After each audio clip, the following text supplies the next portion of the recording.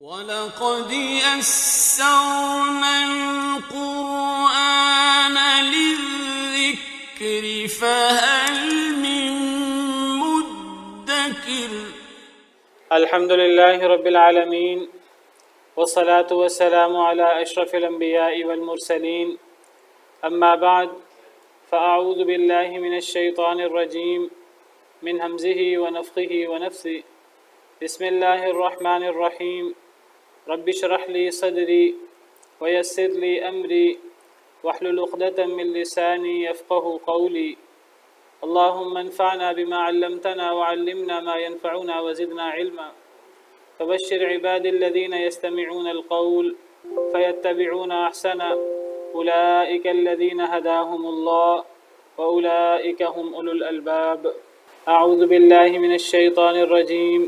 لله ملك السماوات والأرض يخلق ما يشاء يهب لمن يشاء إناثا ويهب لمن يشاء الذكور أو يزوجهم ذكرانا وإناثا ويجعل من يشاء عقيما إنه عليم قدير. وما كان لبشر أن يكلمه الله إلا وحيا أو من وراء حجاب أو يرسل رسولا فيوحي بإذنه ما يشاء إنه علي حكيم. أعوذ بالله من الشيطان الرجيم. بسم الله الرحمن الرحيم. للہ ملک السماوات والارض، اللہ کے لیے بادشاہت ہے آسمانوں کی اور زمین کی۔ اللہ کے لیے آسمان و زمین کی بادشاہت ہے، تو اصل عبارت کیا ہونی چاہیے؟ اصل عبارت ہونی چاہیے ملک السماوات والارض للہ، کہ آسمان و زمین کی بادشاہت اللہ کے لیے ہے۔ للہ کا اصل مقام عربی عبارت کے اعتبار سے، عربی جملے کے اعتبار سے بعد میں ہے، لیکن یہ پہلے آ گیا ہے، اور جس چیز کا مقام بعد میں ہو اور وہ چیز عربی زبان میں پہلے آ جائے تو اس سے معنی میں کیا معنی پیدا ہوتا ہے؟ حصر پیدا ہوتا ہے۔ اس سے پتہ لگا للہ ملک السماوات والارض، صرف اللہ کے لیے بادشاہت ہے آسمانوں کی اور زمین کی۔ یہاں ضرور آئے گا اس جملے کی ترکیب کے لیے اللہ ہی کے لیے کہیں، وہ بھی وہی معنی ہے۔ جب ہم ہی لے آئیں گے تو ہی سے بھی حصر پیدا ہو جائے گا، صرف کہہ دیں یا اللہ ہی کے لیے کہہ دیں ایک ہی بات ہے۔ تو اللہ ہی کے لیے ہے بادشاہت آسمان و زمین کی۔ اس سے پتہ لگا کہ چونکہ اللہ رب العالمین اس کائنات کے خالق ہیں، مالک ہیں، رازق ہیں، مدبر ہیں، سب کچھ اللہ کرنے والے ہیں، لہٰذا اللہ کے پاس ہی آسمان و زمین کی اور آسمان و زمین کے درمیان جتنی مخلوقات ہیں ان کی بادشاہت اور ان کے خزانے، ان کی وراثت، ہر چیز پر قبضہ، قدرت اللہ کا ہے۔ اللہ کا فیصلہ چلتا ہے دنیا اور آخرت میں ہر جگہ، اور اللہ کے علاوہ کسی کا فیصلہ نہیں چلتا۔ اللہ جس کو چاہیں اللہ دے دیں، جس سے چاہے لے لیں، جس کی چاہیں اللہ مدد کر دیں، جس کو چاہیں اللہ نقصان پہنچا دیں۔ اور اگر اللہ تعالیٰ کسی کی مدد کرنا چاہیں، اللہ وحدہ لا شریک، پوری دنیا اس کی مخالف ہو جائے تو اللہ رب العالمین کی بات پوری ہوگی۔ اور اگر اللہ رب العالمین کسی کو نقصان پہنچانا چاہیں، پوری دنیا کسی شخص کی مدد کرنا چاہے تو اللہ رب العالمین کی بات پوری ہوگی۔ یہ مطلب ہے للہ ملک السماوات والارض، آسمان و زمین کی بادشاہت اللہ کے لیے ہے، آسمان و زمین کی بھی اور جو ان کے درمیان ہے۔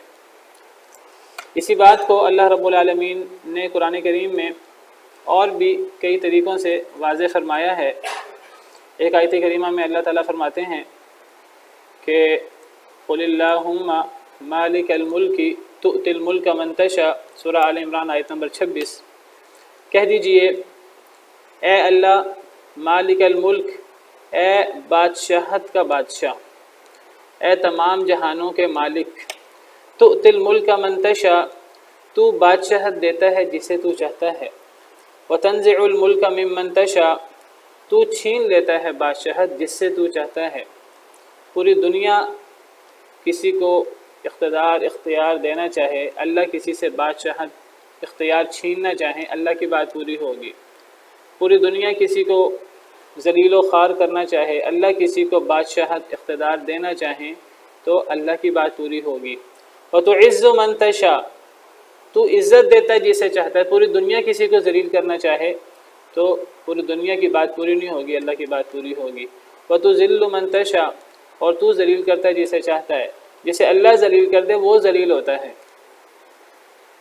لوگ کیا کرتے ہیں، کمزور ایمان والے منافق قسم کے لوگ، وہ دنیا میں عزت تلاش کرتے ہیں، دنیا میں دنیا داروں سے، مالداروں سے، دنیا میں جن کے پاس مال اقتدار ہے، وہ سمجھتے ہیں کہ ہمیں ان کے سامنے جھکنے سے، ان کی جی حضوری کرنے سے ہمیں عزت ملے گی۔ اللہ تعالیٰ فرماتے ہیں منافقین کے بارے میں، ایبتغون عندہم العزہ، کہ یہ منافقین ان یہودیوں کے پاس عزت چاہتے ہیں، فإن العزة للہ جمیعا، عزت تو ساری کی ساری اللہ کے پاس ہے۔ اور سورہ منافقون میں فرمایا کہ یقولون لئن رجعنا إلى المدینة لیخرجن الأعز منها الأذل، کہ یہ بدبخت منافق کہتے ہیں کہ اگر ہم مدینہ میں لوٹے تو وہاں کا جو معزز شخص ہے وہ ذلیل شخص کو نکال دے گا۔ اللہ فرماتے ہیں وَلِلَّهِ الْعِزَّةُ وَلِرَسُولِهِ وَلِلْمُؤْمِنِينَ وَلَكِنَّ الْمُنَافِقِينَ لَا يَعْلَمُونَ، عزت ساری کی ساری اللہ کے لیے ہے، اللہ کے رسول کے لیے ہے اور مومنوں کے لیے ہے، لیکن منافقین اس بات کو سمجھ نہیں سکتے۔ تو سارا اختیار، ساری طاقت، ساری بادشاہی، ساری عزت یہ اللہ رب العالمین کے ہاتھ میں ہے۔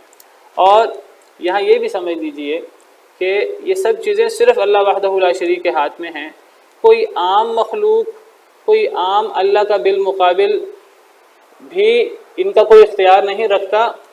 لیکن اگر ہم کہیں کہ نہیں عام بندہ تو کوئی اختیار نہیں رکھتا، لیکن جو اللہ کے برگزیدہ ہیں، اللہ کے نیک بندے ہیں، اللہ کے ولی ہیں، اللہ کے نبی ہیں، اللہ کے فرشتے ہیں، وہ کوئی اختیار رکھتے ہیں۔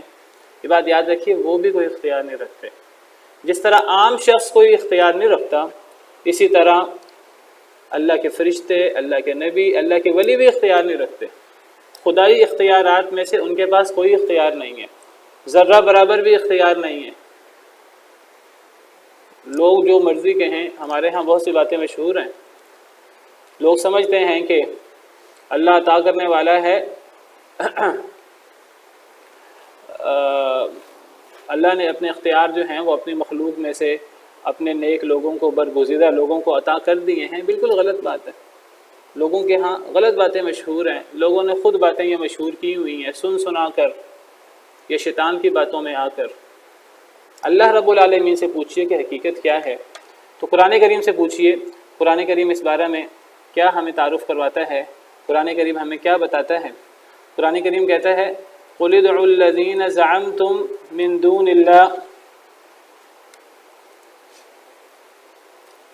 سورہ سبا آیت نمبر 22۔ قرآن کریم کہتا ہے کہ اے اللہ کے نبی صلی اللہ علیہ وسلم آپ فرما دیجئے۔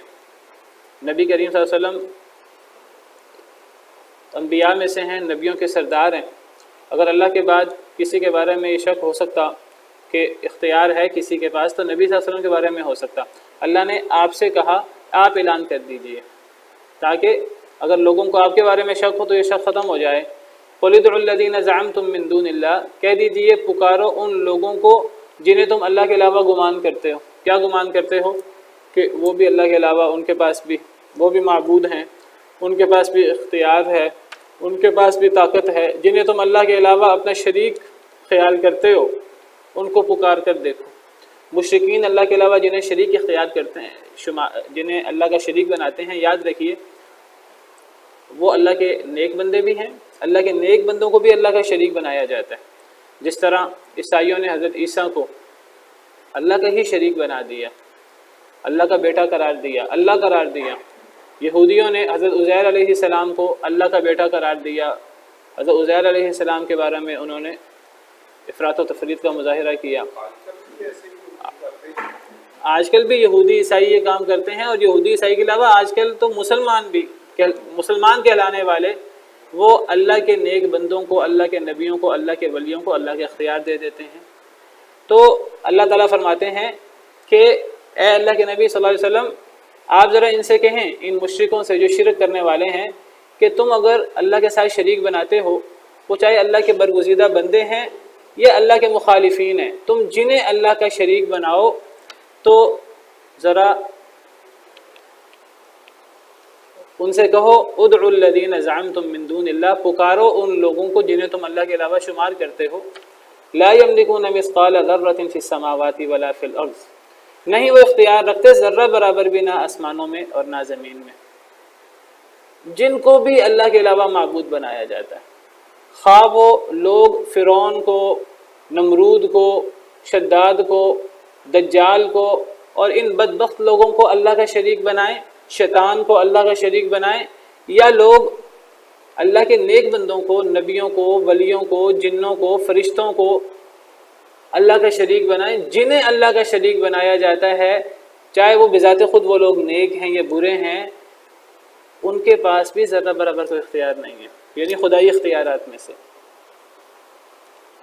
ہر مخلوق کو اللہ نے پیدا کیا ہے، اللہ نے پیدا کرنے کے ساتھ کچھ اس کو طاقت دی ہے، اللہ نے اس کو صلاحیت دی ہے، اعضاء دیے ہیں، جس طرح وہ مخلوق ہے اس کی پاور، اس کے اختیارات وہ بھی مخلوق ہیں۔ یہ جو میں بات کر رہا ہوں یہ بات ذرا غور سے سنیے گا۔ ایک ہوتا ہے خدائی اختیارات، اللہ کے اختیارات، ایک ہے اللہ، اور پھر اللہ کی قوت، اللہ کی قدرت، اللہ کا علم، اللہ کی سماعت، اللہ کی بصارت، اللہ کی صفات، ایک وہ ہیں۔ یہ تمام چیزیں اللہ کی مخلوق نہیں ہیں، یہ تمام چیزیں کیا ہیں؟ یہ اللہ کی صفات ہیں، اور اللہ کی کوئی صفت اللہ کی مخلوق نہیں ہے، یہ تمام چیزیں اللہ کی صفات ہیں۔ ایک ہے اللہ کی مخلوقات، جس طرح آسمان، زمین اور دیگر اللہ کی مخلوقات ہیں، اور پھر انسان، فرشتے اور حیوان اور جن وغیرہ، یہ اللہ کی مخلوقات ہیں جن کو اللہ نے پیدا کیا ہے۔ اللہ نے انہیں بھی کچھ صفات دی ہیں، اللہ نے جنہیں پیدا کیا ہے، جس طرح اللہ نے انہیں پیدا کیا ہے، اللہ نے اپنی مخلوق کو اپنی صفات نہیں دی، یہ بات یاد رکھیے، اللہ نے اپنی کسی مخلوق کو اپنی کوئی صفت نہیں دی۔ اللہ کی صفات کا کوئی بھی مالک نہیں ہے، نہ آسمانوں میں نہ زمین میں، ذرہ برابر بھی مالک نہیں ہے۔ اللہ نے مخلوق کو پیدا کیا، مخلوق کو اللہ نے صفات دی ہیں، جس طرح مخلوق اللہ کی مخلوق ہے، اس طرح مخلوق کی صفات بھی اللہ کی مخلوق ہے۔ مخلوق کلام کرتی ہے، مخلوق کا بولنا یہ اللہ کی مخلوق ہے۔ مخلوق جس طرح انسان اللہ کی مخلوق ہے، اس طرح انسان کا بولنا یہ بھی اللہ کی مخلوق ہے۔ جس طرح انسان اللہ کی مخلوق ہے، انسان کے اندر جو روح ہے یہ بھی اللہ کی مخلوق ہے۔ جس طرح انسان اللہ کی مخلوق ہے، انسان کے پاس کوئی اللہ نے اس کو طاقت دی ہے، انسان کو اللہ نے ہاتھ دیا ہے، ہاتھ سے وہ طاقت کا مظاہرہ کرتا ہے، وہ غلط طاقت استعمال کرتا ہے، صحیح طاقت استعمال کرتا ہے۔ اللہ نے ذہن دیا ہے، وہ ذہن سے اپنی عقل استعمال کرتا ہے۔ یہ عقل، یہ ذہن، یہ طاقت جو ہے انسان کے اعضاء کی، یہ سب اللہ کی مخلوق ہے۔ ہم پیچھے پڑھ رہے ہیں سورہ صافات میں واللہ خلقکم وما تعملون، اللہ نے تمہیں بھی پیدا کیا اور جو تم کرو اللہ نے اسے بھی پیدا کیا، یعنی ہم بھی اللہ کی مخلوق ہیں، ہمارے عمل بھی اللہ کی مخلوق ہیں۔ امام بخاری نے اس پر پورا کتابچہ لکھا ہے خلق و افعال العباد، کہ جس طرح ہم اللہ کی مخلوق ہیں اس طرح ہمارے سارے افعال بھی اللہ کی مخلوق ہیں۔ ایک ہماری کلام ہے، مخلوق کلام ہے، ایک اللہ کی کلام ہے، وہ مخلوق نہیں ہے۔ قرآن اللہ کا کلام ہے، ایک ہے قرآن اللہ کا کلام الحمدللہ رب العالمین، یہ مخلوق نہیں ہے، یہ اللہ کی صفت ہے، مبارک صفت ہے۔ لیکن اگر اس کو میں پڑھوں، میری ادائیگی، وہ مخلوق ہے۔ اس کے بارے میں پرانے زمانے میں علماء کرام کہا کرتے تھے نطقی بالقرآن مخلوق، میرا قرآن کریم کے ساتھ کلام کرنا یہ مخلوق ہے، قرآن مخلوق نہیں ہے۔ یہ ایک بہت بڑا مسئلہ ہے، قرآن مخلوق ہے کہ نہیں۔ معتزلہ اور گمراہ فرقوں نے قرآن کو اللہ کی مخلوق قرار دے دیا، اور اس پر آپ کو پتہ بڑے بڑے ائمہ نے بڑی بڑی مشکلات اور بڑی بڑی آزمائشیں سہیں، امام احمد بن حنبل رحمہ اللہ اور دیگر، لیکن انہوں نے واضح کیا کہ ایک ہے قرآن اور ایک ہے ہماری ادائیگی۔ ہماری ادائیگی غلط ہو سکتی ہے، قرآن تو غلط نہیں ہو سکتا۔ ایک بندہ قرآن کو غلط پڑھ سکتا ہے کہ نہیں پڑھ سکتا، الٹا سیدھا پڑھ سکتا ہے کہ نہیں پڑھ سکتا، بھول سکتا ہے کہ نہیں بھول سکتا۔ وہ عربی لہجے کے بجائے پنجابی لہجے میں پڑھنا شروع کر دے، اجمی لہجے میں پڑھنا شروع کر دے، تو اجمی لہجے میں کوئی قرآن پڑھے تو وہ تو اللہ کا کلام نہیں ہے، وہ جو اس کی ادائیگی ہے، وہ جو پڑھ رہا ہے وہ چیز قرآن ہے، لیکن وہ جو اس کی ادائیگی ہے، جو میں بول رہا ہوں، یہ میرا بولنا تو اللہ کا کلام نہیں ہے، اللہ کی صفت نہیں ہے، یہ اللہ کی مخلوق ہے۔ تو ایک ہوتا ہے کہ اللہ کے اختیارات، اللہ کی قدرت، اللہ حی ہیں، اللہ عالم ہیں، اللہ عالم الغیب ہیں، اللہ علام الغیوب ہیں، فعال لما یرید ہیں، اللہ ہر شے پہ قادر ہیں، اللہ سننے والے ہیں، اللہ دیکھنے والے ہیں۔ اللہ نے اس سے ملتی جلتی صفات اپنی مخلوق کو بھی دی ہیں۔ انسان کو، کسی انسان کو اللہ نے، انسان بھی زندہ ہوتا ہے لیکن انسان کی زندگی اللہ کی زندگی کی طرح نہیں ہے۔ اللہ کی زندگی تو اللہ کی صفت ہے، انسان کی زندگی مخلوق ہے اور وہ ناقص زندگی ہے، نہ ازلی ہے نہ ابدی ہے۔ اللہ کی صفت حیات تو ازلی اور ابدی ہے۔ ایک اللہ کا علم ہے، ایک ہمارا علم ہے۔ ہمارا علم مخلوق علم ہے، ناقص علم ہے، اللہ کا علم نہیں ہے، وہ ناقص علم ہے۔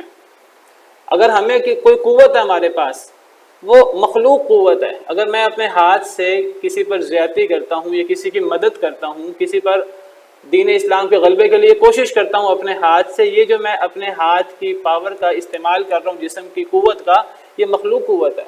اور ایک ہے اللہ کی قوت، وہ اللہ کی صفت ہے۔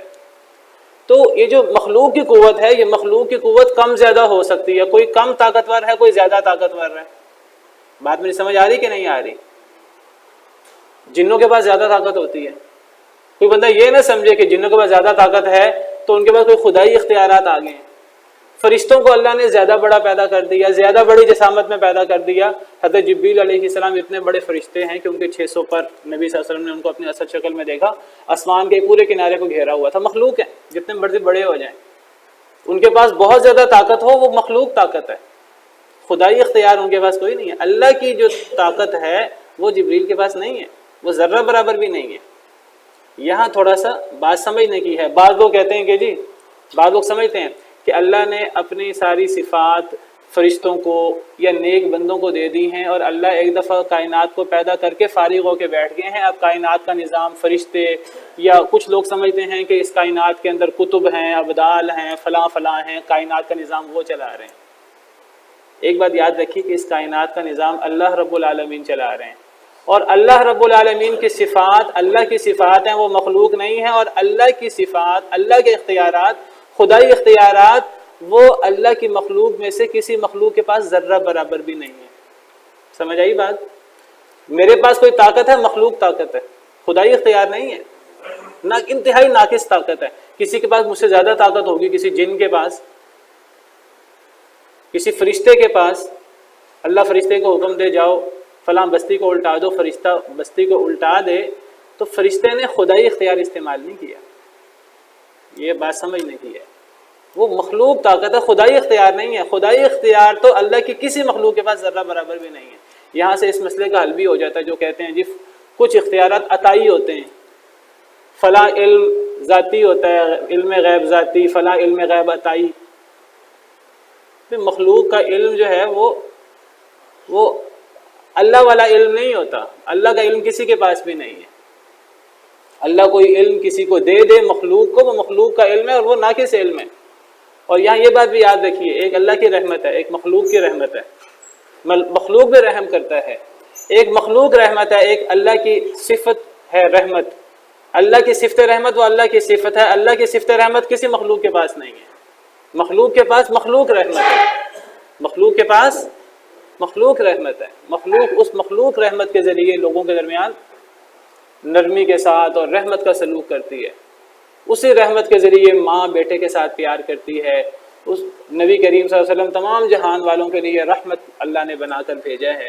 مخلوق رحمت ہے، اللہ کی صفت رحمت کسی میں نہیں ہے. تو تھوڑا سا یہ نقطہ سمجھنے والا ہے. تو یہ بات یاد رکھیے کہ اللہ نے جتنی مخلوق کو بنایا ہے، اللہ نے جتنی کائنات بنائی ہے، اللہ کائنات کو پیدا کرنے کے بعد، سسٹم بنانے کے بعد فارغ ہو کے نہیں بیٹھ گئے. اللہ نے یہ نہیں کیا کائنات کو پیدا کرنے کے بعد اس کائنات کا نظام فرشتوں کو دے دیا ہے، لو جی فرشتوں اب تم اس کائنات کا نظام چلاؤ. اب میکائیل نے بارش برسانی ہے، اب اللہ کچھ نہیں کرتے. جبرائیل نے وحی کرنی ہے، جہاں چاہے وحی کر دیں، جو چاہے وحی کر دیں. نہیں، جبریل وحی کرتے ہیں اللہ کے حکم سے. جب اللہ نے وحی کرنی ہوتی ہے اللہ جبریل سے کہتے ہیں جبریل وحی لے کر آتے ہیں. جب اللہ چاہتے ہیں تو وحی ہوتی ہے، اللہ نہیں چاہتے نہیں ہوتی. میکائیل ٹھیک ہے وہ بارشوں پر مقرر ہے، بارش میکائیل اپنے تصرف سے اپنے اختیار سے نہیں کرتے. جب اللہ کا حکم ہوتا ہے تو اس وقت بارش ہوتی ہے. جب اللہ کا حکم ہوگا اس وقت اسرافیل علیہ السلام سور میں پھونکیں گے. اللہ کا حکم نہیں ہوگا نہیں پھونک سکیں گے.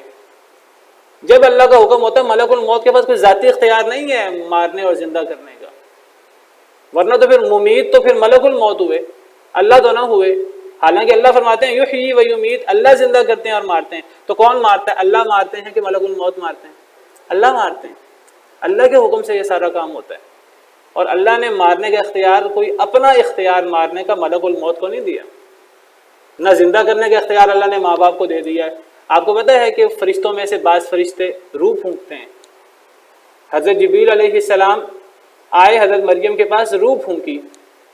تو اب یہ سمجھنا کہ وہ انہوں نے اپنی طرف سے پھونک دی اور اپنی طرف سے پیدا کر دیا. پیدا کرنے والے جبریل تھے یا ماں کے پیٹ میں فرشتہ پھونکتا ہے تو فرشتہ پیدا کرنے والا ہوتا ہے کہ اللہ پیدا کرنے والا ہوتا ہے. یہاں سے اصل میں شیطان ورغلاتا ہے، ہمیں دھوکے میں مبتلا کرتا ہے. وہ کہتا ہے اللہ نے ایک دفعہ کائنات بنا دی ہے، پیدا کر دی ہے، سسٹم بنا دیا ہے. اس سسٹم پہ اللہ نے فرشتوں کو اور اولیاء کو، انبیاء کو، پیروں کو، فقیروں کو، کتب کو، ابدال کو لگا دیا ہے. اب اس کائنات کا نظام جو ہے وہ پیر، فقیر، کتب، ابدال، فرشتے فلاں فلاں چلا رہے ہیں.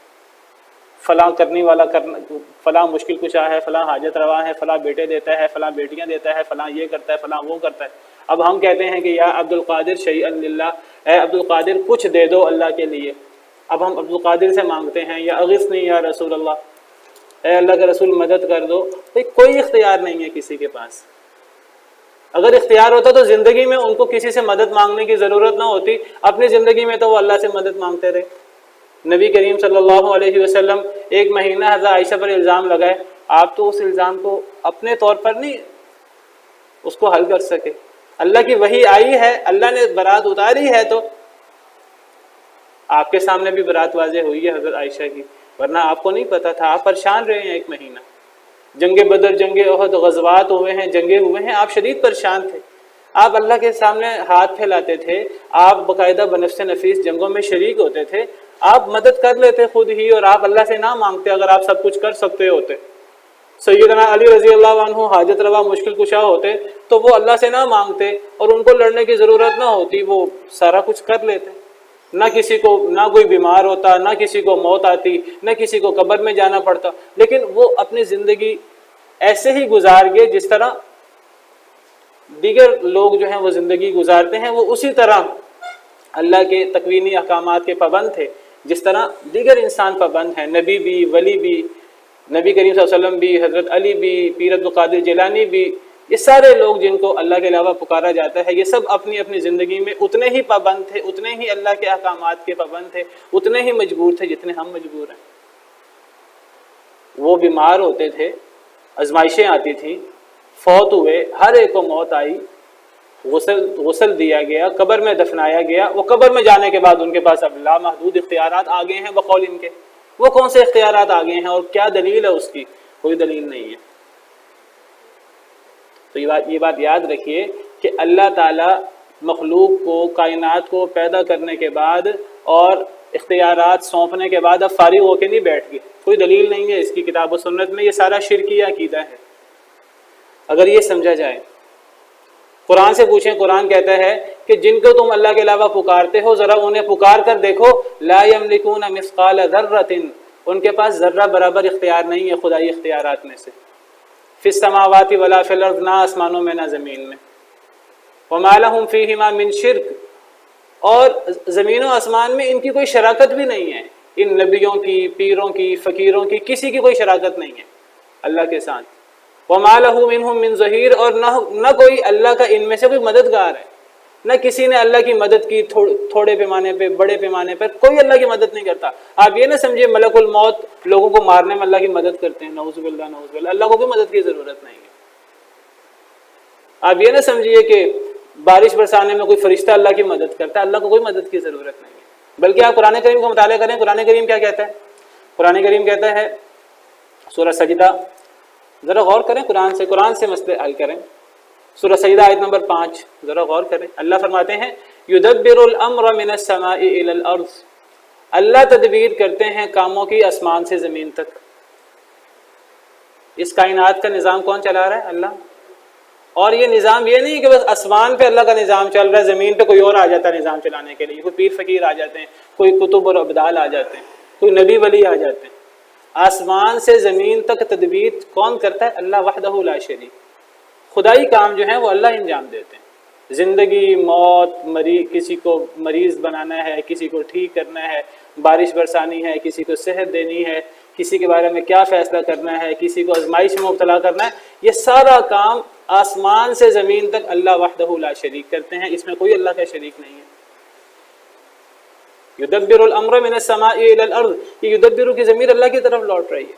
آپ پچھلی آیات میں دیکھیں اللہ کی بات ہو رہی ہے، اللہ الذی خلق السماوات والارض، پچھلی آیت میں ہے اللہ نے پیدا کیا آسمان و زمین کو اور جو ان دونوں کے درمیان 6 دنوں میں، پھر اللہ عرش پر مستوی ہو گئے۔ ما لکم من دونہ من ولی ولا شفیع، تمہارے لیے اللہ کے علاوہ نہ کوئی ولی ہے نہ کوئی سفارشی، کیا تم نصیحت نہیں پکڑتے؟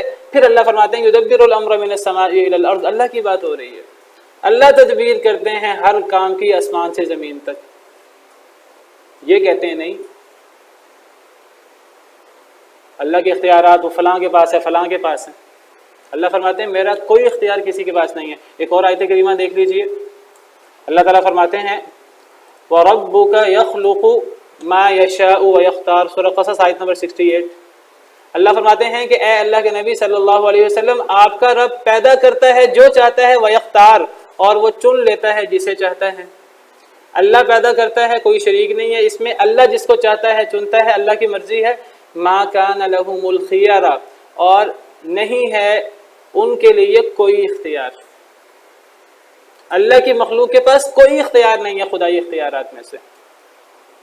آپ کہیں گے ہمارے پاس یہاں آنے کا تو اختیار ہے، بھئی اگر ہمارے پاس کوئی اختیار ہے وہ اللہ کا دیا ہوا ہے، وہ انسانی اختیار ہے، مخلوق قوت ہے، مخلوق طاقت ہے، اس کی تو بات ہی نہیں ہو رہی، ہم تو خدائی اختیارات کی بات کر رہے ہیں۔ کسی کے پاس کوئی اختیار نہیں ہے خدائی اختیارات میں سے۔ سبحان اللہ وتعالی عما یشرکون، پاک ہے اللہ اور بلند ہے اس سے جو یہ شرک کرتے ہیں۔ یہ شرک ہے کہ اللہ کا فلاں اختیار فلاں کو دے دینا، فلاں اختیار فلاں کو دے دینا۔ اب اللہ کا علم غیب کسی کو دیا ہوا ہے، وہ نبیوں کو، ولیوں کو، اور اپنے گلی محلے کے پیروں فقیروں کو اور ان کے محلے کے کتوں تک کو دیا ہوا ہے، اللہ معاف کرے۔ حالانکہ اللہ تعالیٰ قرآن کریم میں جگہ جگہ فرما رہے ہیں کہ وَعِندَهُ مَفَاتِحُ الْغَيْبِ لَا يَعْلَمُهَا إِلَّا هُوَ، غیب کی چابیاں اللہ کے پاس ہے جنہیں اللہ کے علاوہ کوئی نہیں جانتا۔ اللہ قرآن کریم میں جگہ جگہ یہ فرما رہے ہیں، کہتے ہیں نہیں اللہ کے علاوہ اوروں کے پاس بھی علم غیب ہے۔ اللہ فرماتے ہیں قُلْ لَا يَعْلَمُ مَنْ فِي السَّمَاوَاتِ وَالْأَرْضِ الْغَيْبَ إِلَّا اللَّهُ، کہہ دیجئے نہ آسمان میں کوئی غیب جانتا ہے نہ زمین میں کوئی غیب جانتا ہے۔ یہ کہتے ہیں نہیں ہمارے پیر فقیر جانتے ہیں۔ اللہ فرماتے ہیں کہ جن کے بارے میں شک ہو سکتا تھا اللہ کے نبی صلی اللہ علیہ وسلم، اللہ نے ان کے منہ سے گلوایا قُلْ لَا أَقُولُ لَكُمْ عِنْدِي خَزَائِنُ اللَّهِ وَلَا أَعْلَمُ الْغَيْبَ، کہہ دیجئے میں نہیں کہتا میرے پاس اللہ کے خزانے ہیں، میں نہیں کہتا میں غیب جانتا ہوں۔ یہ کہتے ہیں نہیں پھر ہم کہتے ہیں وہ جانتے ہیں، اللہ کہتے ہیں کہ کوئی نہیں جانتا، نبی کہتے ہیں میں نہیں جانتا، یہ کہتے ہیں نہیں اللہ نے دے رکھا ہے، نبی کے پاس علم غیب ہے، ان کو کہاں سے علم ہو گیا؟ اللہ کہتے ہیں میں نے نہیں دیا، نبی کہتے ہیں میرے پاس کوئی اختیار نہیں ہے، یہ کہتے ہیں ان کو زیادہ پتہ ہے، اللہ معاف کرے۔ اللہ فرماتے ہیں میرا کوئی اختیار کسی کے پاس نہیں ہے، نہ زندہ کرنے کا نہ مارنے کا۔ بلکہ اللہ تعالیٰ تو رد کرتے ہیں شرک کا۔ کیسے رد کرتے ہیں؟ اللہ تعالیٰ کہتے ہیں عیسائیوں سے کہ اے عیسائیوں تم سمجھتے ہو کہ عیسیٰ اللہ ہیں یا اللہ کے بیٹے ہیں، اللہ نے کیسے رد کیا؟ ذرا قرآن کا مطالعہ کریں، ہم قرآن نہیں پڑھتے، قرآن کا مطالعہ کریں۔ اللہ نے اس کا رد کیسے کیا؟ اللہ فرماتے ہیں سورہ مائدہ آیت نمبر 17، لقد کفر الذین قالوا ان اللہ هو المسیح ابن مریم، جو لوگ کہتے ہیں کہ اللہ مسیح ابن مریم اللہ ہیں، ان لوگوں نے کفر کیا۔ عیسائی، کچھ عیسائی حضرت عیسیٰ کو اللہ مانتے ہیں، اللہ فرماتے ہیں یہ کافر لوگ ہیں۔ اللہ اس کا رد کرتے ہیں کیسے؟ اللہ فرماتے ہیں قل، اے اللہ کے نبی آپ فرما دیجئے، فمن یملک من اللہ شیئا، اللہ سے کون اختیار رکھتا ہے کچھ بھی، ان اراد ان یہلک المسیح ابن مریم، اگر اللہ مسیح ابن مریم کو ہلاک کرنا چاہے، وَأُمَّهُ، اور ان کی ماں کو حضرت مریم کو اگر اللہ ہلاک کرنا چاہے، کون بچا سکتا ہے ان دونوں کو اللہ سے؟ وَمَنْ فِي الْأَرْضِ جَمِيعًا، حضرت مسیح ابن مریم کو، حضرت مریم کو اور اہل زمین میں سے کسی کو اگر اللہ ہلاک کرنا چاہے، نبی کریم صلی اللہ علیہ وسلم کو، فرشتوں کو، ولیوں کو، کسی کو اگر اللہ ہلاک کرنا چاہے، کون مائی کا لال ہے جو انہیں بچا سکے؟ جب کوئی بچا نہیں سکتا تو پھر یہ کہنا کہ فلاں کے پاس اختیار ہے، فلاں کے پاس اختیار ہے، زندگی میں تو اختیار نہیں تھا، مرنے کے بعد اختیار آ گیا ہے۔ پھر عجیب و غریب عقیدے بنائے ہوئے ہیں۔ کچھ لوگ کہتے ہیں کہ جی یہ جو ہمارے پیر فقیر ہوتے ہیں، یہ جب ان پہ موت آتی ہے، اللہ کا حکم ہے، موت آتی ہے، ایک لمحہ کے لیے آتی ہے، پھر وہ پوری طرح دوبارہ زندہ ہو جاتے ہیں، اور پھر ان کے پاس اختیارات ڈبل ٹرپل، پھر ان کے پاس بہت زیادہ اختیارات ہو جاتے ہیں۔ پتہ نہیں کہاں سے سارے عقیدے نکال لی ہیں، اللہ معاف کرے۔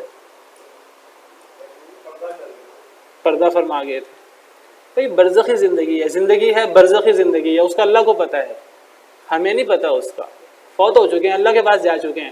دنیا میں جب ان کے پاس اختیار نہیں تھا، دنیا میں اپنے آپ کو بچاتے ہیں مصیبتوں سے، موت سے، بیماریوں سے، دنیا میں نہیں بچا سکے اپنے آپ کو، نہ نبی، نہ ولی، نہ صحابہ، نہ پیر، نہ فقیر، نہ کوئی اور، نہ شیخ عبد القادر۔ لیکن اب مرنے کے بعد ان کے پاس اختیار ہے، اب وہ لوگوں کی کشتی بھی پار کرواتے ہیں، اب لوگوں کو بیٹے بیٹیاں بھی دیتے ہیں، اور وہ سب کچھ دیتے ہیں، اور لوگ ان سے مانگتے ہیں، اللہ معاف کرے۔ ہاں، اور لوگ کہتے ہیں کہ پکارنا عبادت نہیں ہوتی، حالانکہ سب سے بڑی عبادت ہی پکارنا ہے۔ لوگ اللہ کے علاوہ اوروں کو پکارتے ہیں، سری شرک کرتے ہیں، اور سارا شرک یہاں سے شروع ہوتا ہے۔ تو بات دور نکل گئی، تو اللہ کے پاس سارے اختیار ہیں، کسی کے پاس کوئی اختیار نہیں ہے۔ آخری بات پیش کر کے اپنی بات ختم کرتا ہوں، اس بات کو کہ جن لوگوں کے بارے میں ہم سمجھتے ہیں کہ ان کے پاس اختیارات ہیں اللہ کے علاوہ، اللہ فرماتے ہیں کہ ان کے پاس کوئی اختیار نہیں ہے، نہ خیر کا نہ شر کا۔ نبی کریم صلی اللہ علیہ وسلم کے بارے میں زیادہ سے زیادہ گمان ہو سکتا تھا، آپ سب سے افضل ہیں مخلوق میں سے، آپ کے بارے میں گمان ہو سکتا تھا۔ اللہ نے قرآن کریم میں آپ کے منہ سے کہلوایا، سورہ جن، اللہ فرماتے ہیں اے نبی صلی اللہ علیہ وسلم آپ اپنے منہ سے اعلان کر دیجئے، قل لا املک لکم ضرا ولا رشدا، اے اللہ کے نبی آپ فرما دیجئے میں نہیں اختیار رکھتا تمہارے لیے نہ نقصان کا نہ فائدے کا۔ نبی بھی ہمارے لیے نفع نقصان کے مالک نہیں۔ دوسری آیت میں فرمایا قل لا املک لنفسی نفعا ولا ضرا، تمہارے لیے تو درکنار میں تو اپنے نفس کے نفع نقصان کا مالک نہیں ہوں، میں تمہارے لیے کیا اختیار، یہ کہتے ہیں نہیں، اور یہ مدد مانگتے ہیں، اغثنی یا رسول اللہ، اور اللہ کے علاوہ اوروں سے مدد مانگتے ہیں۔ جو اپنی زندگی میں پوری زندگی اللہ سے مانگتے رہے وہ ان سے مدد مانگتے ہیں، جو اپنی پوری زندگی اللہ سے مانگتے رہے۔ نبی صلی اللہ علیہ وسلم نے پوری زندگی اللہ سے مانگا، حضرت علی نے پوری زندگی اللہ سے مانگا، شیخ عبد القادر نے پوری زندگی اللہ سے مانگا، یہ اللہ کو چھوڑ کر ان سے مانگتے ہیں۔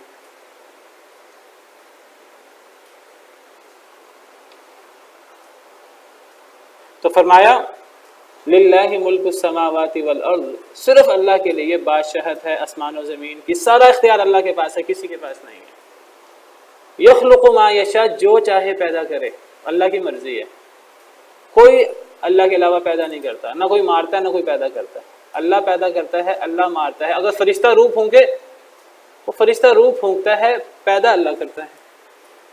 اگر ملک الموت مارے، مارتا اللہ ہے۔ یہب لمن یشاء اناثا، وہ عطا کرے جسے چاہے لڑکیاں، اللہ کی مرضی، جسے چاہے لڑکیاں دے۔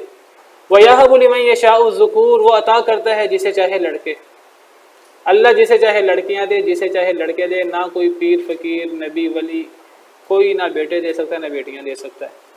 اَوْ يُزَوِّجُهُمْ ذُكْرَانًا وَإِنَاثًا، یا وہ جوڑا دے دے لڑکے اور لڑکیاں دونوں کا، اللہ ہی دیتے ہیں۔ اللہ چاہے تو بیٹے دے دے، چاہے بیٹیاں دے دے، چاہے بیٹے بیٹیاں دونوں دے دے۔ جب اللہ دینے پر آئے تو اللہ جو چاہے دے، اللہ کی مرضی ہے۔ ہاں باقی اللہ سے مانگ سکتے ہیں، اللہ سے مانگیں، اللہ دے گا ان کو، دیتے اللہ ہیں اور کوئی نہیں دیتا۔ وَيَجْعَلُ مَن يَشَاءُ عَقِيمًا، اور بنا دیتا ہے جسے چاہتا ہے بانجھ۔ 4 صورتیں بیان کی ہیں۔ جسے چاہے اللہ کچھ بھی نہ دے، بانجھ بنا دے، ایک صورت۔ جسے چاہے اللہ بیٹیاں دے دے، دوسری صورت۔ جسے چاہے اللہ بیٹے دے دے، تیسری صورت۔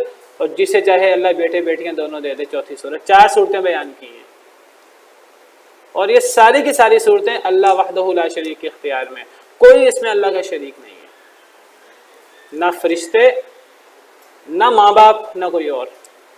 اگر فرشتوں کو آپ اس میں دخیل سمجھتے ہیں یا ولیوں کو، پیروں فقیروں کو دخیل سمجھتے ہیں، سب سے پہلے آپ ماں باپ کو پھر رب مانیں۔ آپ کے ماں باپ پیدا کرتے ہیں، پھر ماں باپ بھی تو جو ہے پیدا کرنے میں شریک ہیں، پھر ان کو بھی رب مانیں سب سے پہلے۔ جب ماں باپ پیدا کرنے میں ان کا کوئی دخل نہیں ہے تو نہ ولیوں کا ہے، نہ فرشتوں کا ہے، نہ کسی اور کا۔ اللہ وحدہ لا شریک ہے، جس طرح اللہ فرما رہے ہیں۔ جسے چاہے بیٹیاں دے دے، جسے چاہے بیٹے دے دے، جسے چاہے لڑکے لڑکیاں دونوں دے دے، جسے چاہے بانجھ بنا دے۔ انہ علیم قدیر، بے شک اللہ خوب جاننے والا، خوب قدرت والا ہے۔ اللہ کو پتہ ہے میں نے کس کو دینا ہے، کس کو نہیں دینا، اور جو اللہ نے دینا ہے اللہ اس پر پوری طرح قادر ہے۔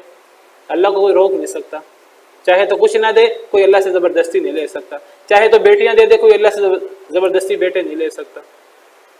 اور یہاں لوگوں نے کیا کہانیاں بنائی ہوئی ہیں کہ جی فلاں وہ قبر والے وہ لڑکے دیتے تھے، فلاں لڑکیاں دیتے تھے، وہ ایک مرید جو ہیں وہ ان کے پاس جاتے ہیں کہ جی وہ مجھے فلاں لڑکا چاہیے، تو وہ فلاں اس کے پاس، وہ لڑکی والے کے پاس جاتے ہیں، وہ کہتے ہیں دیکھو لڑکا کہ لڑکی وہ بیٹی ہوتی ہے۔ وہ دوسرے کے پاس جاتا ہے تو وہاں جا کے دیکھتے ہیں وہ جو بیٹا دینے والے ہیں، وہ کہتے ہیں ذرا دیکھو، وہ دیکھتے ہیں وہ بیٹا ہے، وہ وہاں جاتا ہے وہ بیٹی بن جاتا ہے، وہاں جاتا ہے بیٹا بن جاتا ہے۔ لوگوں نے کہانیاں بنائی ہوئی ہیں ایسے ہی، نہ کوئی دلیل ہے نہ کچھ اور۔ وہ بزرگ سے بات شروع ہوتی ہے، بزرگ پہ ختم ہو جاتی ہے، نہ کوئی قرآن نہ کوئی حدیث، اور سارا کا سارا شرک و بدعات کا سلسلہ کھڑا ہوا ہے۔ اللہ معاف کرے۔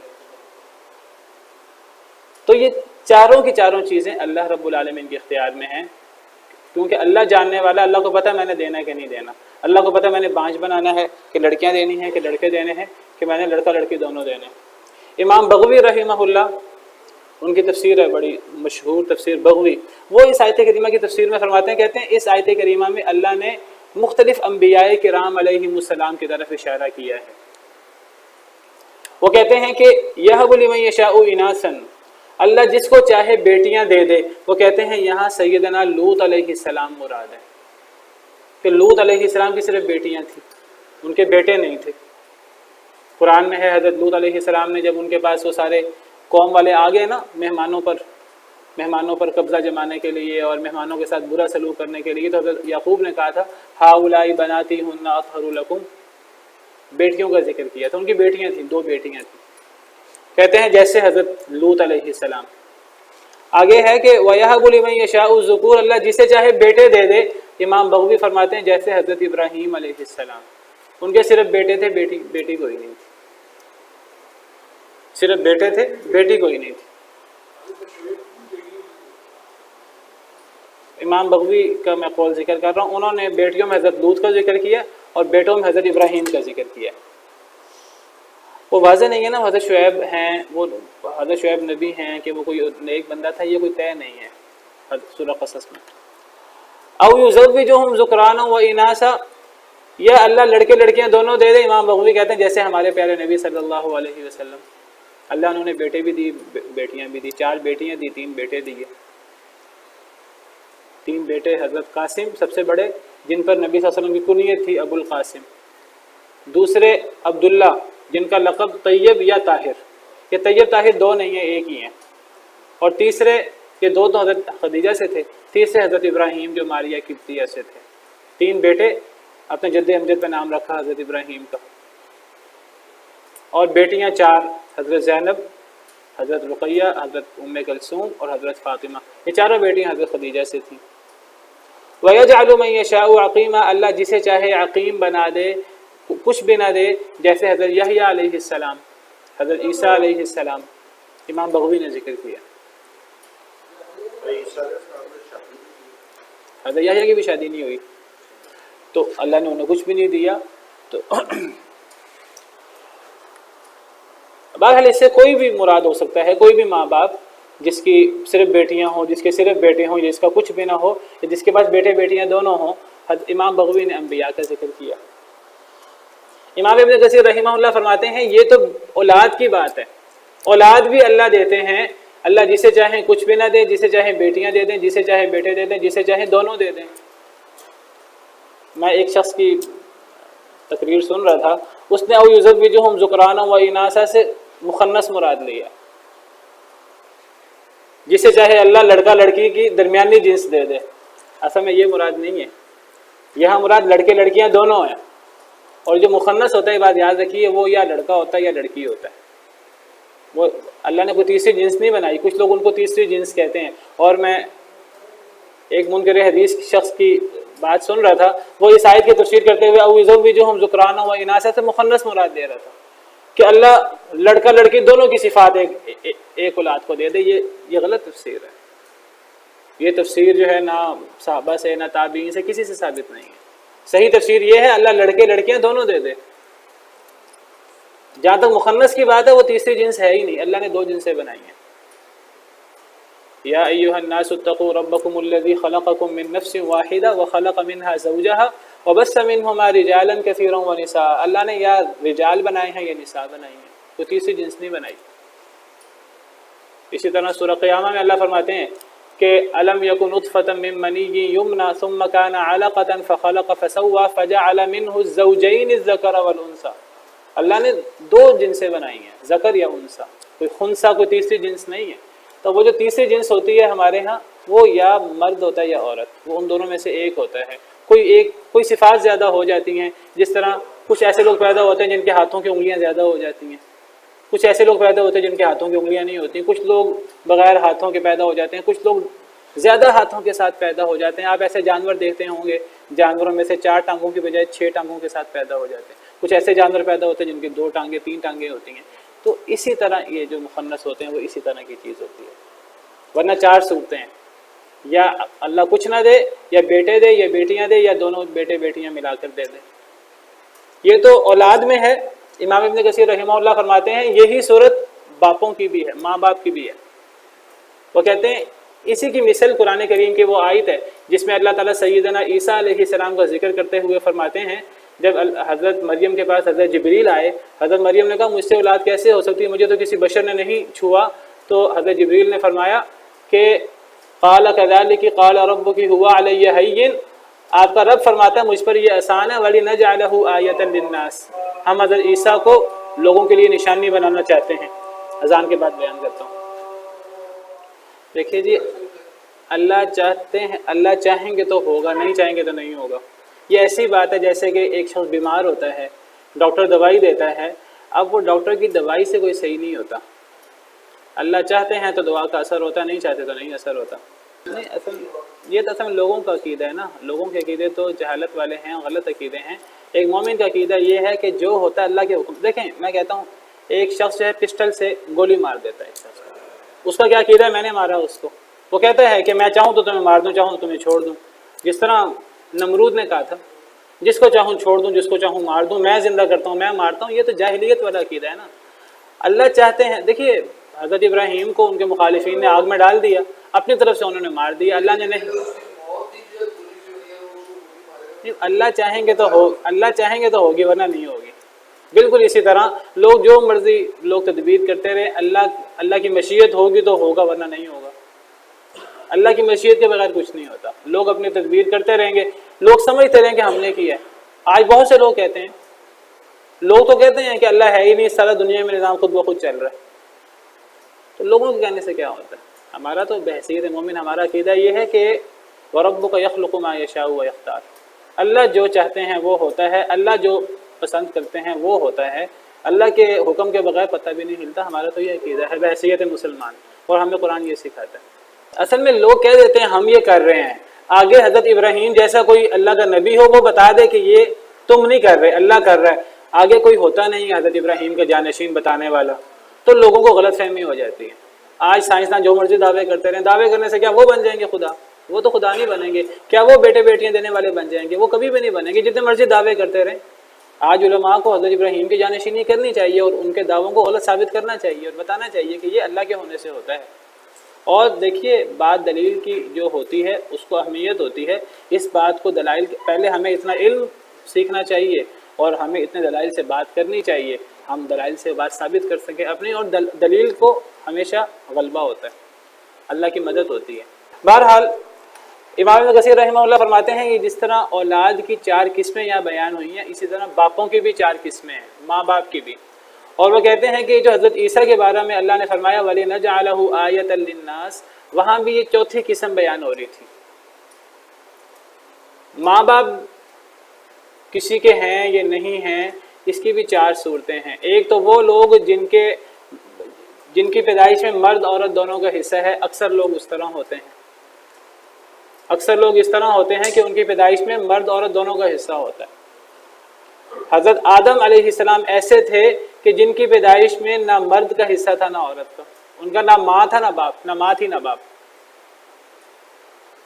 جس طرح بعض ایسے لوگ ہوتے جن کی نہ بیٹے ہوتے نہ بیٹیاں، کچھ بھی نہیں ہوتا، اسی طرح حضرت آدم تھے جن کا نہ ماں نہ باپ، نہ ان کے پیدا کرنے میں کوئی مرد شریک تھا نہ عورت۔ حضرت حوا وہ ہیں کہ جن کے پیدا کرنے میں مرد تو شریک ہے، عورت شریک نہیں ہے۔ پیدا تو اللہ نے کیا ہے، اس میں مرد شریک ہے، حضرت آدم سے پیدا ہوئی ہیں، عورت شریک نہیں ہے ان کے پیدا ہونے میں۔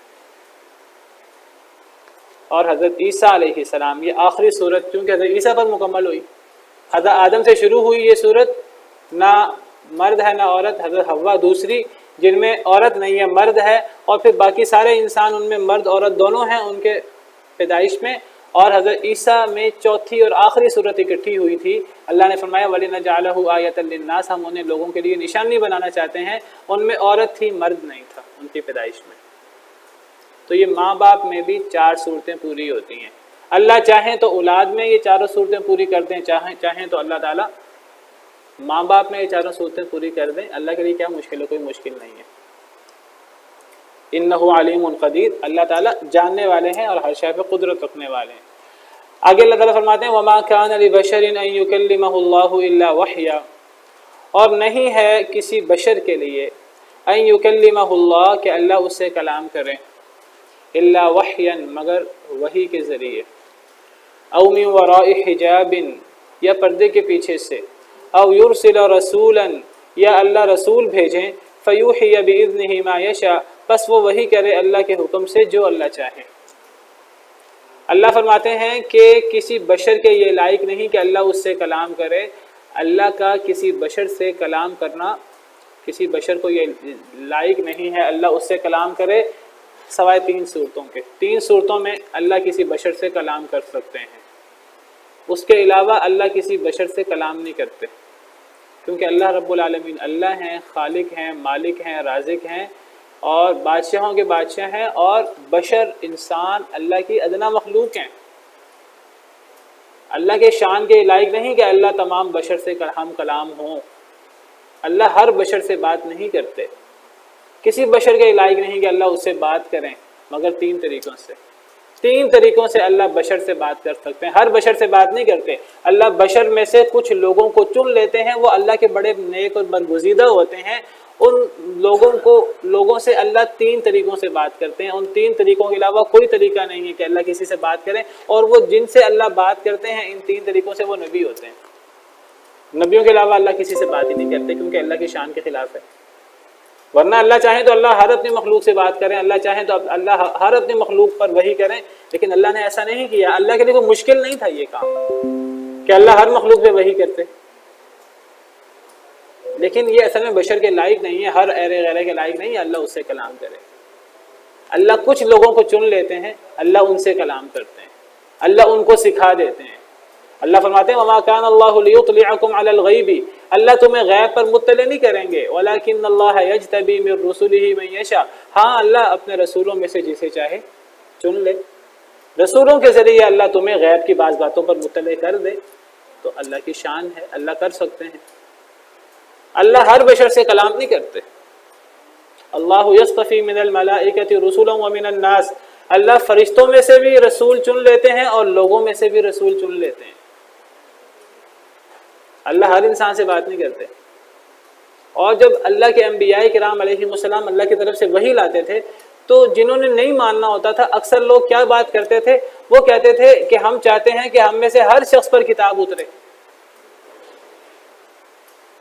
یرید کل امرئ منہم ان یؤتی صحفا منشرہ، سورہ مدثر میں ہے، ان میں سے ہر شخص چاہتا ہے کہ اس پر ایک کھلی کتاب اتر آئے.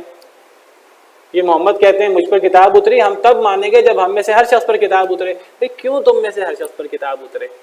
اللہ ہر شخص کے ساتھ ہم کلام نہیں ہوتے. ہاں 3 طریقوں سے اللہ ہو سکتے ہیں. وہ 3 طریقے کیا ہیں؟ پہلا طریقہ وحی سے مراد الہام یا خواب. دوسرا طریقہ پردے کے پیچھے سے، اللہ بات کریں، اللہ کی آواز آ رہی ہو لیکن پردے کے پیچھے سے، درمیان میں کوئی واسطہ نہ ہو، کسی اور کی آواز نہ ہو، اللہ کی آواز ہو لیکن پردے کے پیچھے سے، آمنے سامنے نہیں. جس طرح حضرت موسیٰ علیہ السلام سے اللہ نے کلام کی، یا بعض علماء کے مطابق حضرت آدم علیہ السلام سے اللہ نے کلام کیا، یا معراج کے موقع پر نبی کریم صلی اللہ علیہ وسلم سے بعض موقعوں پر کلام کیا پردے کے پیچھے سے، آمنے سامنے نہیں. اور تیسری صورت یہ ہے کہ اللہ ایک رسول بھیجے، وہ رسول اللہ کے حکم سے وحی کرے، کہ اللہ فرشتہ بھیجے اور فرشتہ وحی کرے، جس طرح انبیاء کرام علیہ السلام پر وحی ہوتی ہے. تو یہ 3 صورتیں ہیں. ایک عام صورت ہے کہ فرشتہ آئے جس طرح غار حرا میں ہوا، اور اکثر اوقات اسی طرح وحی ہوتی رہی کہ غار حرا میں فرشتہ آیا اور فرشتے نے آ کر نبی صلی اللہ علیہ وسلم پر سورہ اقرا کی آیتیں پیش کی. یا پھر پردے کے پیچھے سے، جیسے حضرت موسیٰ علیہ السلام سے اللہ نے کلام کیا پردے کے پیچھے سے. اور ان 2 صورتوں کے علاوہ بھی ہے کہ فرشتہ بھی نہ ہو، اللہ کی آواز بھی نہ آ رہی ہو پردے کے پیچھے سے، لیکن اللہ دل میں کوئی بات ڈال دے، یا اللہ خواب کے ذریعے کوئی بات بتا دے. حضرت ابراہیم علیہ السلام کو اللہ نے خواب میں حکم دیا اپنے بیٹے کو ذبح کرو، قرآن میں موجود ہے. یہ بھی وحی کی ایک صورت ہے.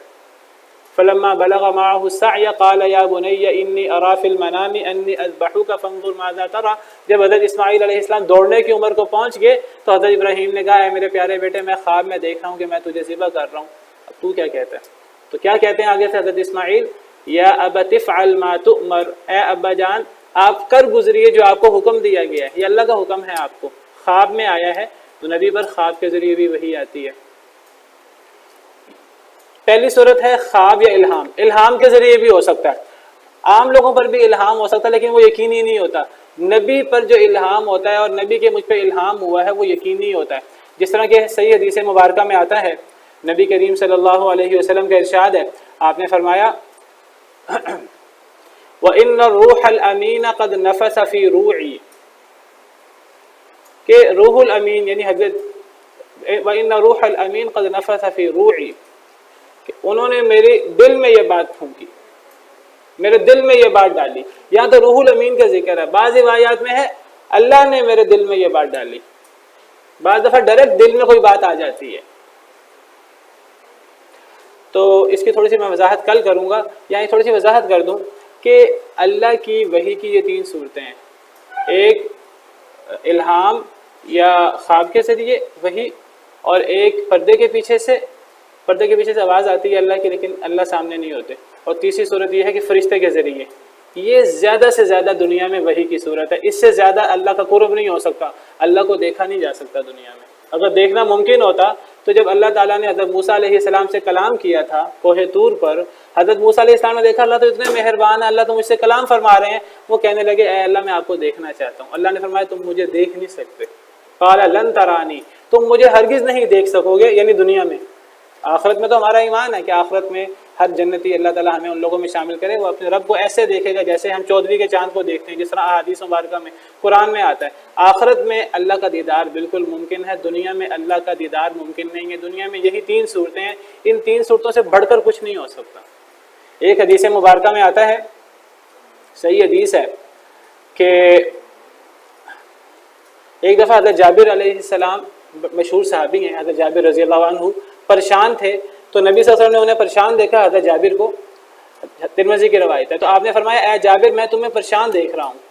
تو انہوں نے عرض کیا استشہد ابی، اے اللہ کے نبی میرے باپ شہید ہو گئے ہیں. حضرت جابر کے والد جنگ احد میں غلطی سے مسلمانوں کے حملے میں شہید ہو گئے تھے. مسلمانوں کو پتہ نہیں لگا، غلطی سے مسلمانوں کے ہاتھوں ہی حضرت جابر کے والد شہید ہو گئے. اب حضرت جابر پریشان تھے، والد کی وفات پر غمگین بھی تھے، پھر بہنیں تھیں چھوٹی چھوٹی اور حضرت جابر چھوٹے تھے. میرا باپ احد کے دن شہید ہو گیا ہے، وَتَرَكَ عِيَالًا وَدَيْنًا، کافی بچے چھوڑے ہیں اور قرض بھی چھوڑا ہے۔ تو نبی صلی اللہ علیہ وسلم نے فرمایا افلا ابشرک بما لقی اللہ بھی اباک، اے جابر میں تمہیں بشارت نہ دوں کہ اللہ نے تمہارے باپ سے کس طرح ملاقات کی ہے؟ میں نے کہا کیوں نہیں؟ تو نبی صلی اللہ علیہ وسلم نے فرمایا صحیح حدیث ہے، ما کلم اللہ احدا قط الا من وراء حجاب، اللہ نے کبھی کسی سے کلام نہیں کی مگر پردے کے پیچھے سے، لیکن وَأَحْيَا أَبَاكَ، تمہارے باپ کو اللہ نے زندہ کیا شہید ہونے کے بعد، فَكَلَّمَهُ كِفَاحًا، اللہ نے ان سے آمنے سامنے بات کی ہے، اور کیا کہا کہ اے میرے بندے خواہش کر میں پوری کروں گا۔ تو تمہارے باپ نے کہا اے میرے رب میری خواہش یہ ہے کہ آپ مجھے دوبارہ زندہ کریں دنیا میں دوبارہ شہید ہوں، اللہ نے فرمایا یہ نہیں ہو سکتا۔ تو نبی صلی اللہ علیہ وسلم نے خوشخبری سنائی حضرت جابر کو کہ اللہ نے کبھی بھی کسی انسان سے آمنے سامنے بات نہیں کی، پردے کے پیچھے سے بات کی ہے، نبیوں سے بھی۔ تمہارے باپ سے اللہ نے آمنے سامنے بات کی ہے، لیکن یہ واقعہ دنیا کا نہیں ہے، یہ واقعہ برزخ کا ہے، وفات کے بعد کا ہے۔ تو اس سے پتہ لگا، اور قرآن کریم کی اس آیت سے پتہ لگا کہ زیادہ سے زیادہ جو امکان ہے دنیا میں وہ پردے کے پیچھے سے اللہ کی آواز سنائی دے۔ تو جو لوگ یہ سمجھتے ہیں کہ نبی کریم صلی اللہ علیہ وسلم نے یا انبیاء نے اللہ کو دیکھا ہے یا معراج کے موقع پر نبی صلی اللہ علیہ وسلم نے اللہ کو دیکھا، تو یہ ساری بات صحیح نہیں ہے اور اس کی کوئی دلیل نہیں ہے، بلکہ وہ جو نبی صلی اللہ علیہ وسلم نے دیکھا تھا سورہ نجم میں جس کا ذکر ہے، سورہ تکویر میں ذکر ہے، صحیح بخاری صحیح مسلم میں نبی صلی اللہ علیہ وسلم سے ثابت ہے، وہ حضرت جبریل کو نبی صلی اللہ علیہ وسلم نے دیکھا تھا اپنی اصل شکل میں، فرشتوں نے بھی نہیں دیکھا، اللہ کو کسی نے نہیں دیکھا اللہ کی مخلوق میں سے۔ جنت میں انشاءاللہ مومن دیکھیں گے۔ سبحان ربک رب العزت عما یصفون۔